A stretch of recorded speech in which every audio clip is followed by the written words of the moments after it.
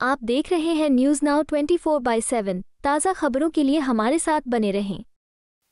उत्तराखंड वक्फ board के chairman Shadab Shams ने राज्य में अवैध मदरसों को सील करने की सरकार की योजना पर कहा कि वे आधुनिक मदरसों की अवधारणा प्रस्तुत कर रहे हैं जो राज्य सरकार की मंशा के अनुरूप है। उन्होंने बताया कि सरकार मुस्लिम बच्चों के उज्जवल भविष्य को सुनिश्चित करने के लिए एनसीईआरटी पाठ्यक्रम लागू करना चाहती है, जिससे वे मुख्यधारा की शिक्षा से जुड़ सकें। शम्स ने कहा कि धामी सरकार मुस्लिम छात्रों को देश के विकास में योगदान देने के लिए प्रेरित कर रही है ताकि वे राष्ट्रीय प्रगति में सहभागी बन सकें। मेरा मानना है कि जब एक मॉडर्न मदरसा हम कॉन्सेप्ट दे रहे हैं, हम इसीलिए दे रहे हैं कि हम क्या चाहते हैं, वो धामी सरकार क्या चाहती है।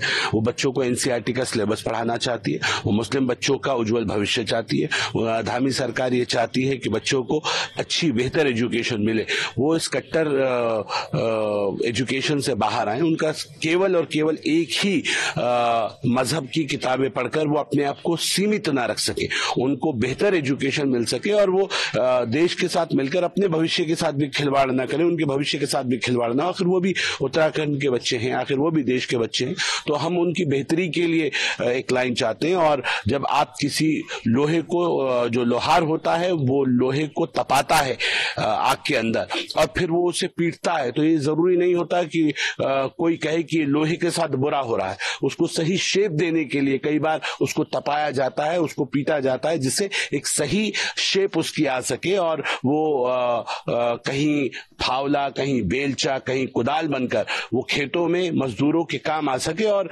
वो भी अपना योगदान दे सके समाज के लिए, समाज के हित में, देश के हित में। तो उस दिशा में धामी सरकार काम करिए। हमारी मंशा किसी धर्म विशेष को टारगेट की नहीं है, वहां सुधार लाने की है। और आखिर कोई तो लेवल होगा जहां मदरसों के ऊपर कोई क्राइटेरिया फिक्स होगा कि इस लेवल के मदरसे होने चाहिए, इतने होने चाहिए। आए दिन खुलते जा रहे, तो कहीं तो रोक लगनी चाहिए। तो उसको हम ये कह रहे हैं, जो मेरे युवा मुख्यमंत्री हैं उनका मत बिल्कुल स्पष्ट है, सही को छेड़ना नहीं है और गलत को छोड़ना नहीं है। तो इसलिए जो गलत है वो अपनी गलतियों को सुधारते हुए सही हो और जो सही है वो तो अपना काम कर ही रहे हैं। जमीयत भी इसके खिलाफ सुप्रीम कोर्ट में याचिका दायर की है, इसको आप किस तरह देखें? जमीयतुल उलमा हिंद की ओर से ये बयान आया है कि मौलाना अरशद अहमद मदनी सर्वोच्च न्यायालय इसको लेके जा रहे हैं कि उत्तराखंड में मदरसों को लेके ज्यादती हो रही है और वहां मदरसों को बंद किया जा रहा है।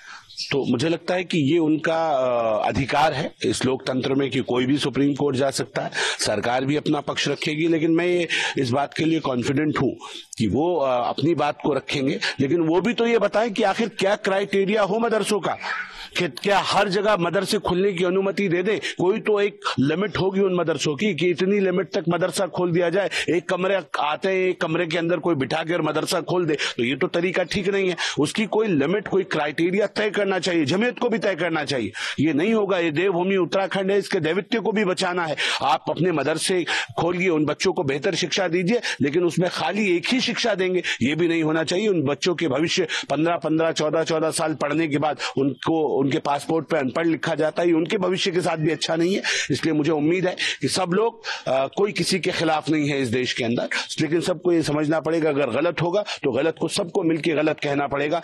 पैसे का सही इस्तेमाल हो, मिसयूज ना हो, और सरकार की जिम्मेदारी बनती है कि जो क्राइटेरिया है उसे फुलफिल करे। उसके मानकों पे जो रहेगा वो वैध कहलाएगा, जो मानकों पे नहीं रहेगा उसे अवैध माना जाएगा। और इसीलिए हम लगातार इस बात को कह रहे हैं कि जो मदरसा के लोग हैं वो चंदा लेते हैं, चंदे से एक मदरसों को चलाते हैं, तो उनको भी ये समझना पड़ेगा कि अल्लाह के नाम पर लिए गए पैसे से खरीदी गई जमीन शरण वक्फ होती है। तो उन्होंने वक्फ में दर्ज क्यों नहीं कराया अपने मदरसे?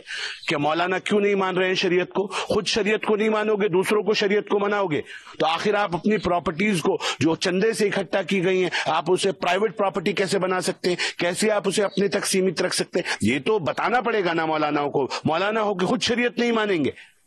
आपकी कोई दुकान थोड़ी, आप एक एक कमरे में खोल के रसीदें उठाएंगे और आवाम के पास चले जाएंगे रसीदें काटने के लिए। आपको भी सही होना पड़ेगा। सरकार को भी लिबरल होगी, चीजों को बेहतर दिशा में लेके आकर, चीजों को पॉजिटिव लाइन पे लेके आना, तब मुझे लगता है कि उत्तराखंड बेहतर होगा, देश बेहतर होगा। और कोई सुप्रीम कोर्ट गए, जो सर्वोच्च न्यायालय का वर्डिक्ट होगा उसका सब सम्मान करेंगे। आपको यह वीडियो पसंद आया हो तो इसे लाइक करें, हमारे चैनल को सब्सक्राइब करें।